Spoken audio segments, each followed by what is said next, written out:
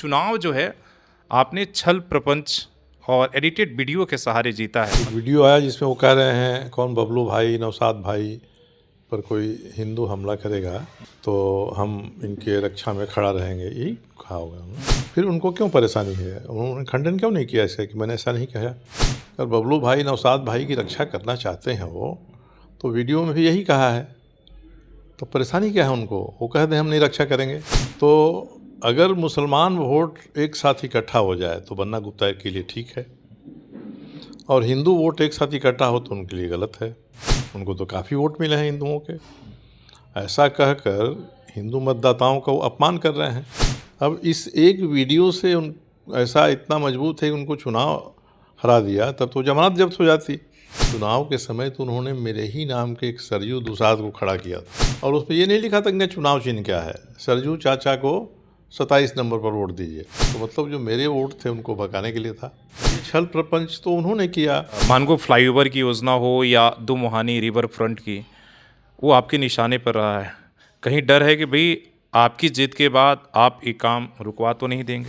ये जानते हैं कि हमने उसमें जल्दबाजी में गलत तरीके से काम शुरू कराया। हम लोग के भोजपुरी में कहावत है कि हड़बड़ी में बिया है कनपटिए सेनूर, तो सेनूर उन्होंने मांग में लगाने के बदले कनपटी में लगा दिया। तो इसका दोष तो उनके ऊपर जाता है ना। कि चुनाव जीतने के बाद अभी तक 2-3 बार कदमा चले गए हैं आप। खेड़ी फ्लैट जो उनका ये है, आप वहाँ पर कह रहे हैं कि भाई ये रास्ता आप खाली करिए, नहीं तो हम बुलडोजर लेकर चले जाएं। क्या आप आपसी रंजिश से आपसी खुंदक निकालने तो नहीं जा रहे? तो मेरा तो आरोप है टाटा स्टील पर कि गेट उन्होंने बंद इसलिए किया है कि इन्होंने दोनों तरफ कंस्ट्रक्शन कर लिया है। आप चाहिए तो अपने कंपनी में बन्ना गुप्ता को शेयर दे दीजिए 5% 10%, अस्थायी रूप से इनका काम चलता रहे। तो ये हड़पू गोत्र का कब्जा कुटुंब बना लिया इन्होंने, और छोटे बड़े ये इनके लघुए भगुए इनके परिवार के लोग सब शामिल हैं कहीं ना कहीं कोई ना कोई कब्जा कर लेने में। नमस्कार, सुशल संवाद में स्वागत है। मैं शशि भूषण। आज हमारे साथ पश्चिम जमशेदपुर के विधायक सरयू राय जी हैं, और जीत के बाद पहली बार हमारी बातचीत हो रही है। और आपने देखा ही कि चुनाव में कई तरह की बातचीत हुई। बड़ा चुनाव जो है किस तरीके से काफ़ी कड़ी मुकाबला हुई इस चुनाव में। लेकिन अब बात मुद्दों पर होगी कि जिन मुद्दों को लेकर ये चुनाव में गए थे, अब उन मुद्दों के सहारे उन समस्या का समाधान कैसे करेंगे। और सबसे ज़्यादा अगर राजनीतिक दृष्टिकोण या चर्चा रही, वो पश्चिम विधानसभा सीट को लेकर रही, चुनाव में भी और जीत के बाद भी। इसलिए कि ये पहली बार 2019 में मुख्यमंत्री पूर्वी से जीते थे, फिर पश्चिमी से इन्होंने सीटिंग मंत्री को हराया। तो सबसे पहले जीत की बधाई सर। सवाल यही है कि एक प्रेस कॉन्फ्रेंस हुआ और जो आपके विरोधी विपक्षी थे, उन्होंने कहा कि आपकी चुनाव जो है आपने छल प्रपंच और एडिटेड वीडियो के सहारे जीता है। मतलब आपने जनादेश को छल प्रपंच के द्वारा जीता है। आप कैसे देखते? एडिटेड वीडियो में क्या ऐसा था जिसने हरा दिया उनको? कौन सा वीडियो है, उसमें क्या कहा गया है? एक वीडियो आया जिसमें वो कह रहे हैं कौन बबलू भाई नौशाद भाई पर कोई हिंदू हमला करेगा तो हम इनके रक्षा में खड़ा रहेंगे, यही कहा होगा उन्होंने। तो ये तो उन्होंने कहा ही है, और कभी उन्होंने नहीं कहा कि ये गलत कहा है हमने। आज भी वो कह दें कि वो नहीं खड़ा रहेंगे।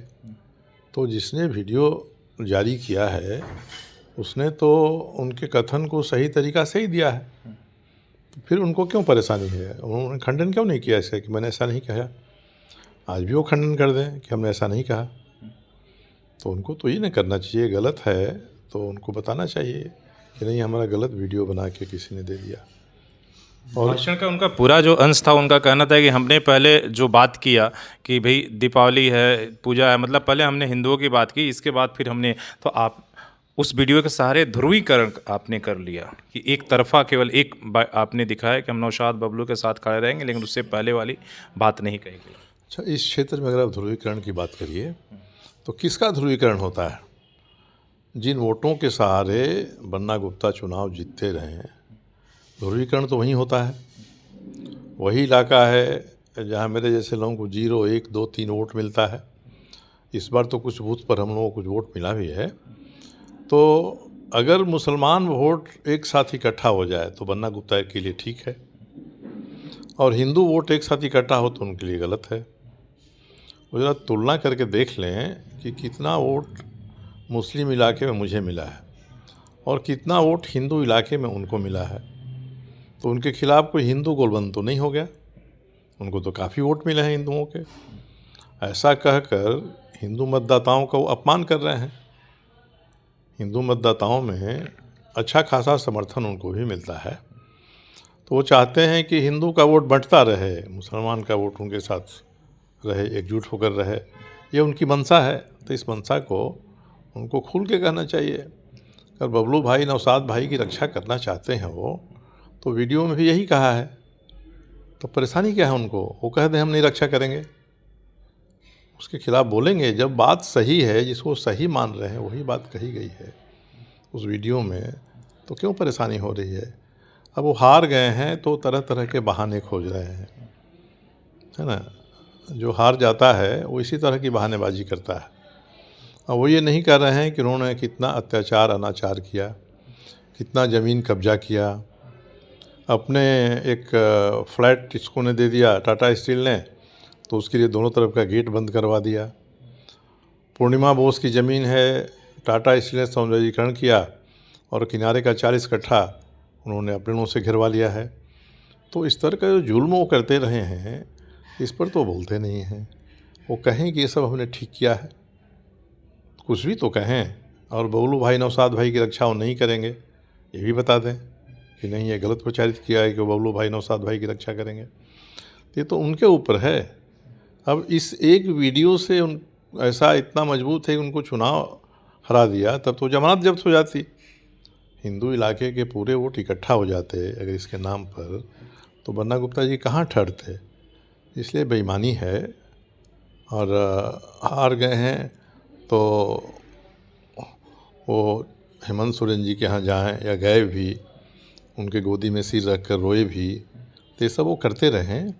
उनकी नाटकीयता हर जगह लोग पहचान गए हैं कि आदमी केवल नाटक करता है। हेमंत सोरेन के यहाँ जाएंगे तो आँख में आंसू लेकर रोएंगे कि मैं हार गया।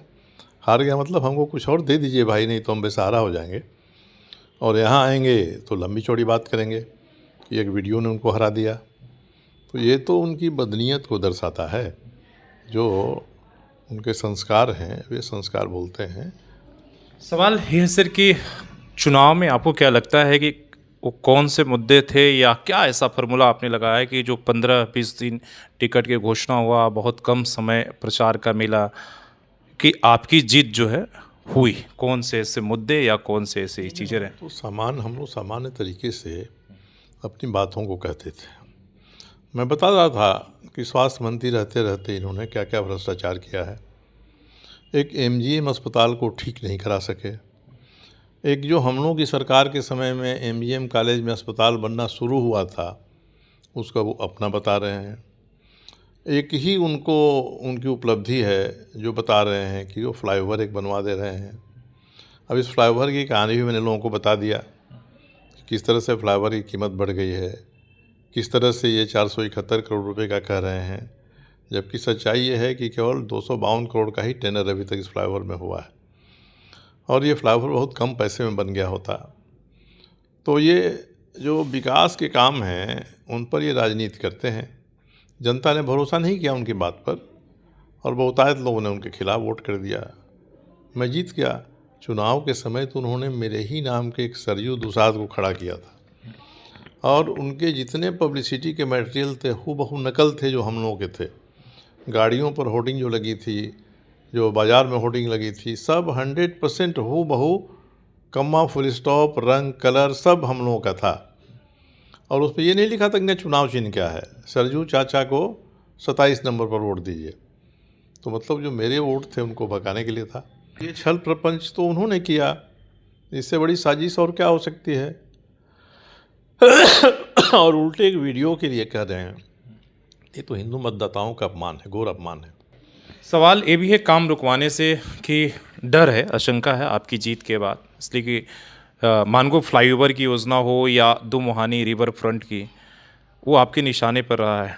कहीं डर है कि भाई आपकी जीत के बाद आप ये काम रुकवा तो नहीं देंगे? अब देखिए, ये पीडब्ल्यूडी डिपार्टमेंट का काम है, सरकार उनकी है, मुख्यमंत्री का विभाग रहता है, तो हम कैसे काम रुकवा देंगे। ये जो हवाबाजी कर रहे हैं, ये जानते हैं कि हमने उसमें जल्दबाजी में गलत तरीके से काम शुरू करा है। हम लोग के भोजपुरी में कहावत है कि हड़बड़ी में ब्याह कनपटिए सेनुर, तो सेनुर उन्होंने मांग में लगाने के बदले कनपटी में लगा दिया। तो इसका दोष तो उनके ऊपर जाता है ना। तो ये उनको पता है कि आज नहीं कल इसका भंडाफोड़ होगा, तभी से भूमिका बना रहे हैं कि रुकवा देंगे। अब मुख्यमंत्री हैं, पीडब्ल्यूडी डिपार्टमेंट है, इसका पैसा सेंक्शन है, पैसा आ गया है, तो हम चाहें भी तो काम कैसे रुक जाएगा? और हम रुकवाना भी चाहें तो मुख्यमंत्री से कह के काम करवा सकते हैं। तो ये जो दलील थोथी दलील दे रहे हैं ना, ये इनके नाटकबाजी का प्रतीक है। जनता को गलत चीज़ बताना चाह रहे हैं। काम रुकेगा कुछ दिन तो केवल इनकी हड़बड़ी के कारण से, और चुनाव के पहले पिलर खड़ा हो जाए इसके कारण से, और डिजाइन में परिवर्तन हुआ उसके कारण से। तो अब ये हेमंत सोरेन जी से पूछेंगे, उनके यहाँ धरना देना चाहिए इनको। जाकर केवल घुटना पर सिर रख के रो लेते हैं कि हम हार गए चुनाव, तो ये थोड़ी काम बनेगा। वो जाके कहें कि इसको अब मत रोकने दीजिए, ये तो हिम्मत के साथ करना चाहिए इनको। दूसरा कि दोमुहानी रिवर फ्रंट के बारे में हमने जिला प्रशासन से लेके जेएनएसी तक में पूछा कि भाई क्या प्लान है आप लोगों का? कोई प्लान नहीं है, कोई भी प्लानिंग नहीं है कि रिवर फ्रंट का डेवलपमेंट कैसे होगा। वहाँ पर एक पार्क बना है बगल में दोमुहानी के पास, उस पार्क का ग्रिल लोग काटने लगे हैं। वो पार्क तो शुरू नहीं हुआ, अभी तक आरंभ नहीं हुआ। तो मैंने तो जेएनएसी को कहा है कि भैया उसको उसकी रक्षा तो करिए आप, तो उसका भी वारा नारा हो जाएगा। एक कल ही मैं देखने गया था जो कन्वेंशन सेंटर बना है, अब ठेकेदार ने 4 साल पहले दे दिया कि भाई हमारा काम पूरा हो गया, और वो शुरू नहीं हुआ तो उसका छत छू रहा है। छत छुआ तो नीचे का जो फॉल्स सीलिंग बना है वो फॉल्स सीलिंग ढह गया उसका, उसमें पेड़ पौधे उगने लगे हैं उसकी दीवार पर। तो इसके लिए कौन जिम्मेदार होगा? डीएम लाइब्रेरी का काम आज तक शुरू नहीं हो पाया। तो जो काम इनको करना चाहिए वो काम तो इन्होंने कराया नहीं अपने समय में। केवल एक कहते हैं कि हमने अस्पताल बना दिया, जो उनका नहीं है, और एक फ्लाईओवर मैंने बनवाया, इसी पर वो कहते हैं कि विकास का काम हुआ। रिवर फ्रंट के बारे में कोई डेवलपमेंट प्लान जेएनएसी या कहीं भी नहीं है। अगर बन्ना गुप्ता जी के पास हो तो दे दें कि भाई ये हमारा डेवलपमेंट का काम है, हम लोग उसको तेज़ी से करवा देंगे। मगर बताएं तो केवल हवाबाजी करने से तो काम नहीं चलता है। तो इसमें उन्होंने एक गेट बना के खड़ा कर दिया, और सीढ़ी इतनी ऊंची बन गई कि लोगों की कमर टूट जा रही है उतरने और चढ़ने में। तो यही उन्होंने काम किया वहाँ पर। सवाल ये भी है कि चुनाव जीतने के बाद अभी तक 2-3 बार कदमा चले गए हैं आप, खेड़ी फ्लैट जो उनका ये है, आप वहाँ पर कह रहे हैं कि भाई ये रास्ता आप खाली करिए नहीं तो हम बुलडोज़र लेकर चले जाएंगे। तो डर ये भी मतलब एक तरीके से है कि क्या आप आपसी रंजिश से आपसी खुंदक निकालने तो नहीं जा रहे? देखिए, पिछले 100 साल से वह रास्ता खुला हुआ था। भाटिया बस्ती है, रामजन्म नगर है, इस सब के लोग उसका इस्तेमाल करते थे, कोई शिकायत नहीं थी। जब से बन्ना गुप्ता को टाटा स्टील ने वहाँ एक नीचे का बिल्डिंग दे दिया है, उसका भूतल दे दिया है, उसके दोनों तरफ का गेट बंद कर दिया है। ये तो उसके बाद की स्थिति है। हम तो कल भी जाकर देखे थे कि कोई भी टाटा स्टील, जैसे टाटा स्टील ये घर दिया, इसमें मैं ही आ रहता हूँ, तो कोई हमने कोई एक्स्ट्रा कंस्ट्रक्शन तो सड़क पर नहीं करा लिया है, दोनों तरफ कंस्ट्रक्शन हो गया उसमें। और मेरा तो आरोप है टाटा स्टील पर कि गेट उन्होंने बंद इसलिए किया है कि इन्होंने दोनों तरफ कंस्ट्रक्शन कर लिया है। अब सड़क खुल नहीं सकती है और लोगों को बहुत घूम कर जाना पड़ता है। तो मैं तो कहा है कि भाई इनको आप पूरा केडी फ्लैट का एरिया ही दे दीजिए ना, सब फ्लैट इन्हीं को दे दीजिए, हम लोग को कोई आपत्ति नहीं है। आप चाहिए तो अपने कंपनी में बन्ना गुप्ता को शेयर दे दीजिए 5%, 10%, अस्थायी रूप से इनका काम चलता रहे, हम लोग को कोई आपत्ति नहीं है। आपत्ति हमारी वही होती है जहाँ जनता को परेशानी होती है, और जनता को परेशानी हो रही है तो मैंने इनसे कहा है कि हम हठधर्मी नहीं कर रहे हैं कि यही गेट खुलवा दीजिए। जनता की सुविधा के लिए कोई वैकल्पिक रास्ता तो बनवाइएगा। केडी फ्लैट के भीतर बड़ी संख्या आउट हाउस में काम करने वाले लोगों की है। वो गरीब लोग हैं, कमज़ोर हैं, वो गाड़ी से नहीं बाहर निकलते हैं, उनको अगर 1 किलोमीटर जाए घूम के जाना पड़ेगा, बच्चों का स्कूल है, अस्पताल है, जाना है, तो खुद वो परेशान है। अब ये कह रहे हैं उनके लिए हम कोई रास्ता देंगे, मगर रास्ता कौन देंगे, ये बता नहीं रहे हैं। तो उनके लिए तो रास्ता चाहिए ही चाहिए, लोगों को जाने के लिए भी रास्ता चाहिए। वहाँ से नहीं दिया जाएगा तो बगल में कोई एक बढ़िया रोड बनवा दीजिए ताकि लोग जाएं वहाँ से। हम लोग कहाँ कर रहे हैं कि बन्ना गुप्ता को जो आपने दे दिया है वहीं से हमको रास्ता चाहिए, इसलिए कोई व्यक्तिगत रंजिश जैसी बात नहीं है। नेताजी सुभाष चंद्र बोस का पार्क था, उसकी मूर्ति कहाँ है किसी को पता ही नहीं है। मैं गया था, हमने कहा कि वहाँ तो हम लगवाएंगे, प्रतिमा लगवाएंगे, उसका नाम सुभाष चंद्र बोस पार्क रहेगा। तो इसमें व्यक्तिगत रंजिश कहाँ से है? जो उन्होंने पाप किया है, गलत काम किया है, जनता से धोखाधड़ी किया है, जनता को परेशान करने वाले जो काम उन्होंने किए हैं उसका पर्दाफाश हो रहा है, तो वो कोई ना कोई बहाना खोज रहे हैं। क्यों व्यक्तिगत रंजिश होगी?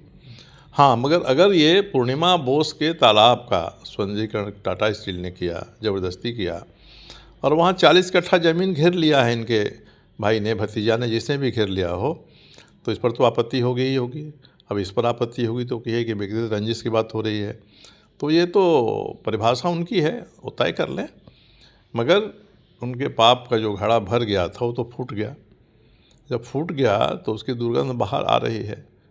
हम लोग तो चाहेंगे कि वो दुर्गंध ख़त्म हो। और मुझे जो कदमा से सूचनाएं मिल रही हैं कि मैं इसी जिस पर पहुँचता हूँ कि एक हड़पू गोत्र है, कोई भी चीज़ हड़प लीजिए, तो ये हड़पू गोत्र का कब्जा कुटुंब बना लिया इन्होंने, और छोटे बड़े ये इनके लघुए भगुए, इनके परिवार के लोग सब शामिल हैं कहीं ना कहीं, कोई ना कोई कब्जा कर लेने में। तो ये हड़पू गोत्र का जो कब्जा कुटुंब खड़ा कर लिया इन्होंने, इनको परेशानी इसी से है कि इस कब्जा कुटुंब का क्या होगा। उनको खतरा भी इसी का लग रहा है कि उन नज़र डालेंगे। अब एक सिंगल स्टोरीड का मेरे ही समय की अनुशंसा थी, वो ट्रांसफ़र होकर इनके घर के सामने आई, उस पर कम्युनिटी हॉल बना। अब उस पर 2 मंजिल अपने इन्होंने बनवा लिया अपने पैसा से। तो ये कहाँ से जायज़ है? तो बात तो उठेगी कि बेस में है, 1 तल्ला है, सरकारी पैसे से बना सामुदायिक भवन, उसके ऊपर आपने खींच दिया है 2 तल्ला। तो ये बात आएगी तो कहेंगे तो हमारा व्यक्तिगत आलोचना हो रही है। तो व्यक्तिगत कहाँ से है जिससे आम जनता को परेशानी हो रही है? वहाँ बगल में फार्म एरिया वाले दुर्गा पूजा करते हैं, उनको परेशानी हो रही है। जो गरीब थे, झुग्गी झोपड़ी लगा के वहाँ अपना रोजी रोटी कमाते थे, उनको खदेड़ दिया वहाँ। और सबसे बड़ी बात तो इन्होंने 70-75 दुकानें बनवा दी हैं। उसके लिए डब्बा स्कूल के दीवार को पीछे करा दिया है। तो कोई तो जिम्मेदारी लेगा इसकी, डीसी लेंगे या टाटा स्टील लेगा कि डब्बा स्कूल की चारदीवारी को पीछे करने का आदेश किसने दिया, और मनमानी जो दुकानें बन गई उसका पैसा कहाँ से आया, और जो अलॉटमेंट हो रहा है मनमाना वह कौन कर रहा है, उसमें कौन किसी को घुसा दे रहा है। तो शासन प्रशासन टाटा स्टील इस पर मौन रहेगा, आलोचना तो उसकी होगी। अब ये कहें कि व्यक्तिगत रूप से हमारे लिए हो रही है।